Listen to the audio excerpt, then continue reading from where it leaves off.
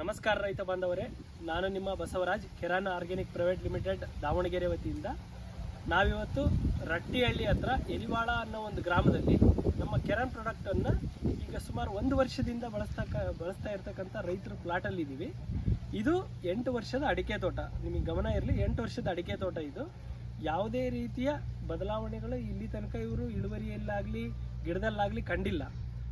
1 ವರ್ಷ ಆಯಿತು ನಾವು ಈ ಪ್ಲಾಟಿಗೆ ಬಂದು. 1 ವರ್ಷದಿಂದ ನಾವೇನೆಲ್ಲ ಬದಲಾವಣೆ ಮಾಡಿದ್ದೀವಿ ಈ ಪ್ಲಾಟಲ್ಲಿ ಅನ್ನೋದನ್ನು ನಾನು ನಿಮಗೆ ಇವತ್ತು ಸವಿವರವಾಗಿ ತಿಳಿಸ್ಕೊಡ್ತೀನಿ.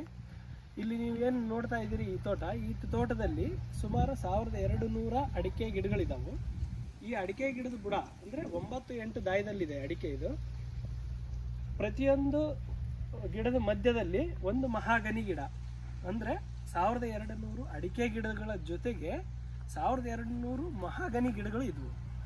ಈ ಮಹಾಗನಿ ಗಿಡಗಳನ್ನು ಬೆಳೆಸೋ ಉದ್ದೇಶ ಲಾಭಕ್ಕೋಸ್ಕರ ಅಂತ ತಿಳ್ಕೊಂಡಿದ್ರು ರೈತರು. ಬಟ್ ಇದು ಆ ಮಹಾಗನಿ ಗಿಡನೇ ಅಡಿಕೆಗೆ ತುಂಬ ತೊಂದರೆ ಮಾಡ್ತಾ ಇರೋದು. ಯಾಕಂದರೆ ಬೇರುಗಳು, ರೂಟ್ಗಳು ಏನದವಲ್ಲ ಗಿಡದೊಳಗೆ ಇರ್ತಕ್ಕಂಥವು ಫುಡ್ ಕಾಂಪಿಟೇಷನ್ ಆಗಿ ಗಿಡಗಳಲ್ಲಿ ಯಾವುದೇ ರೀತಿಯ ಬದಲಾವಣೆ 8 ವರ್ಷ ಆಯಿತು, ಏನೂ ಕಂಡು ಬಂದಿಲ್ಲ. ನಾವು ಬಂದು ಈ ಪ್ಲಾಟಿಗೆ ಬಂದು ಮೊದಲು ರೈತರಿಗೆ ಹೇಳಿದ್ದೇನೆಂದರೆ, ನೀವು ಮಹಾಗನಿ ಗಿಡನ ತೆಗೆದಾಕ್ರಿ, ಬೇರೆ ದಶೆಯಲ್ಲಿ ತೆಗೆದಾಕ್ರಿ ಅಂತ.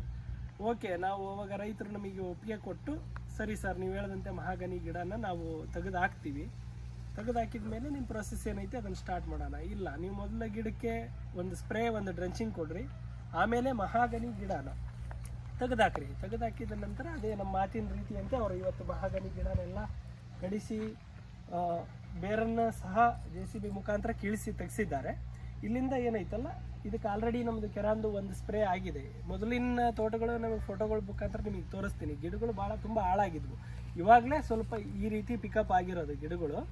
ಇಲ್ಲಿಂದ ನೀವೇನು ನೆಕ್ಸ್ಟ್ ಡ್ರೆಂಚಿಂಗ್ ಗೈಡ್ ಇದೆ, ಮತ್ತು ನಮ್ಮದು ಸ್ಪ್ರೇ ಗೈಡ್ ಇದೆ, ಗೊಬ್ಬರಗಳ ಗೈಡೆನ್ಸ್ ಮುಖಾಂತರ ತೋಟನ ನಾನು ನಿಮಗೆ ಮುಂದಿನ ನೆಕ್ಸ್ಟ್ ವಿಡಿಯೋದಲ್ಲಿ ಯಾವ ರೀತಿ ತೋಟ ಬದಲಾವಣೆ ಆಗುತ್ತೆ, ಇದೇ ತೋಟ ನೀವು ಇದನ್ನು ಸ್ವಲ್ಪ ಅಬ್ಸರ್ವ್ ಮಾಡಲಿ ಅಂತ ನಿಮಗೆ ನಾನು ವಿಡಿಯೋ ಮುಖಾಂತರ ತಿಳಿಸ್ತಾ ಇದ್ದೀನಿ.